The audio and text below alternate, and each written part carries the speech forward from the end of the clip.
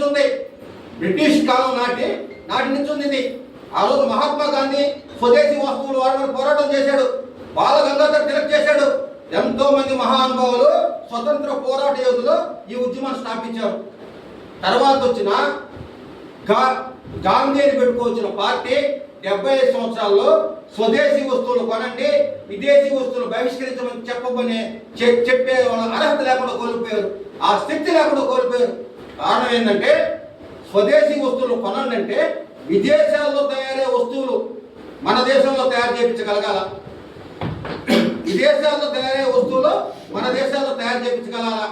Pen అయితేమి, మన సబ్బు అయితేమి, ట్రాక్టర్ అయితేమి, హెలికాప్టర్ అయితేమి, విమానం అయితేమి మన స్వదేశంలో తయారు చేయించి విదేశీ వస్తువులు బహిష్కరించమంటే స్వదేశంలో మనకు వస్తువులు దిక్కుతాయి కాబట్టి స్వదేశీ వస్తువులు కొనేదానికి ప్రయత్నం చేస్తాం.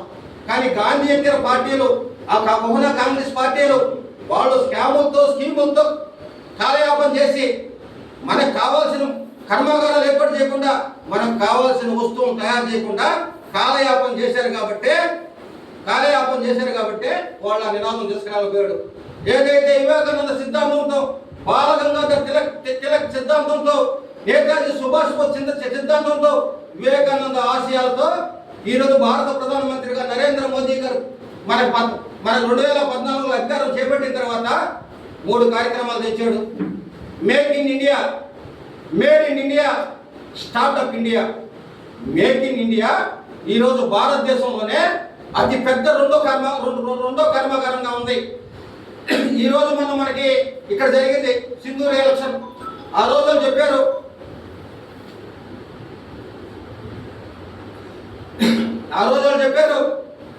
ఏమని చెప్పారు, మీరు హిందువులైతే చంపేస్తాం, ముస్లింలు అయితే కాల్ చేస్తామని చెప్పి ప్రహల్గామాలో మన 26 మంది హిందువులు కలిసి చెప్తే ఆ రోజు మనం గత కాంగ్రెస్ ప్రభుత్వంలో బయట నుంచి యుద్ధ విమానాలు తీసుకొచ్చుకొని, మిసైల్స్ తెచ్చుకొచ్చుకొని అవి పేలవో అని ధైర్యం లేక కాంగ్రెస్ పాకిస్తాన్తో మెలకత్తే యుద్ధానికి పోయేదిలే.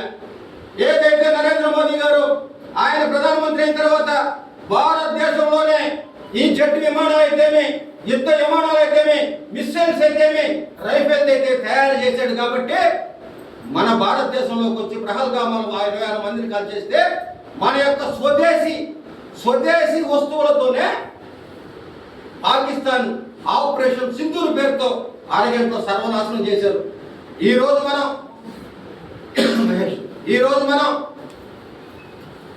మనం ఏరే దేశాలకి, విదేశాల నుంచి మనం తెచ్చుకునేది పోయి యుద్ధ విమానాలు, రైఫిల్స్, మిసైల్స్ మన దేశం నుంచి విదేశాలకు పంపిస్తున్నాం. మనం ఈరోజు యుద్ధ విమానాలు మన దేశం నుంచి కొనుక్కోబోతున్నారు.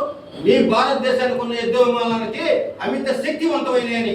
అంతేకాదు ప్రపంచ దేశాలని కరోనా గడగడలాడిస్తే ఇంతకుముందు చైనా, అమెరికా ముందు కనుక్కొని మనకు పంపిస్తే అధిక ధరలకి మనం వేసుకునే వాళ్ళని.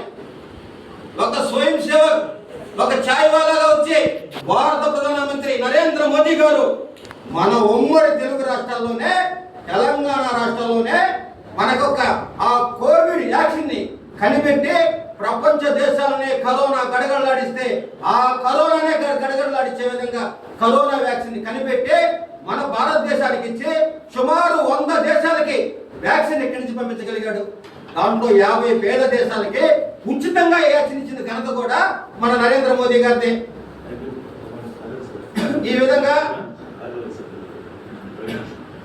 విధంగా మనం స్వదేశీ వస్తువులు తయారు చేసుకుంటున్నాం. ఈరోజు మనం జనాల్లోకి పోవచ్చు, అయ్యా స్వదేశీ వస్తువులు కొనండి మన కాడే తయారవుతుందని. అదే ఈ ఉద్యమాన్ని మండల కమిటీ తీసుకెళ్లాలా. మండలానికి 3 ఇన్ఛార్జీలు ఇచ్చున్నారు. ఇన్ఛార్జిగా మన సోమ లక్ష్మయ్య గారు, కో ఇన్ఛార్జిగా గాదంశెట్టి సురేష్ గారు, అదేవిధంగా మన మహిళా ఇన్ఛార్జిగా శ్రీమతి ఆలూరు నాగవేణి గారు, వీళ్ళంతా వచ్చున్నారు.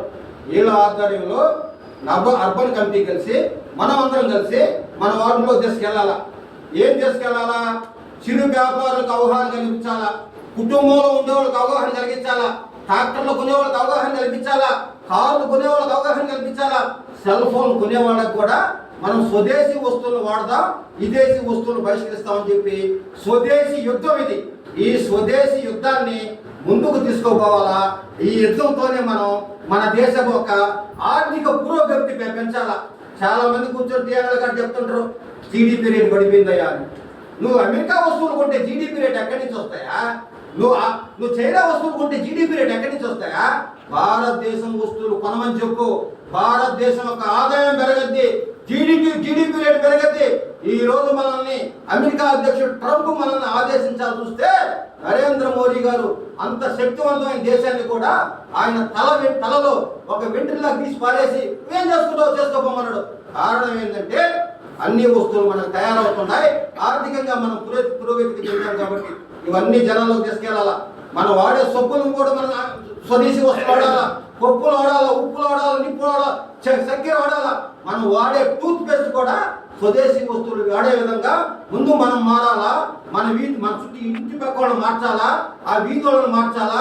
మనం ఎక్కడైతే ఏ కౌన్సిల్ అయితే ఏ వార్డులో అయితే ఉన్నామో ఆ వార్డులో వాళ్ళందరూ మనం ఇది నా పని, నేను నా వార్డును మార్చేస్తా, నా వార్డులోనే విదేశీ వస్తువులు బహిష్కరిస్తా అని చెప్పి శబ్దం చేయాలి.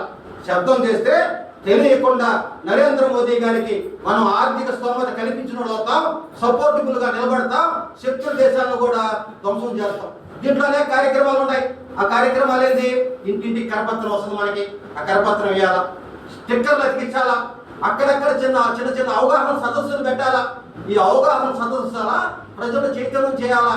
ఇవన్నీ చేసుకుంటూ రాబోయే రోజుల్లో 3 నెలల పాటు ఏదైతే భారతీయ జనసంఘ్ సిద్ధాంతకర్త ఉన్నాడో పండిట్ దీన్ దయాళ్ ఉపాధ్యాయ జయంతి సెప్టెంబర్ 25 నుంచి ఏదైతే బెస్ట్ పార్లమెంటియన్ ఒక ఉత్తమ నాయకుడు అనిపించుకున్నటువంటి మాజీ ప్రధాని గౌరవనీయులు అటల్ బిహారీ వాజ్పేయి గారి డిసెంబర్ 25వ తేదీ దాకా జయంతి డిసెంబర్ 25వ తేదీ దాకా కూడా ఈ ఉద్యమాన్ని 3 నెలల పాటు, ఇప్పటికే 10 రోజులు గడిపింది, ఇంక 80 రోజుల పాటు ఒక ఉద్యమంలా దీన్ని తీసుకెళ్ళి మన అర్బన్ని ముందు బాగా నిలబడతారని, మీరందరూ కలిసి పనిచేస్తారని చెప్పి మిమ్మల్ని పనిచేయాలని చెప్పి కోరుకుంటూ ఈ అవకాశం ఇచ్చిన ప్రతి ఒక్కరికి పేరున ధన్యవాదాలు తెలియజేస్తున్నాను.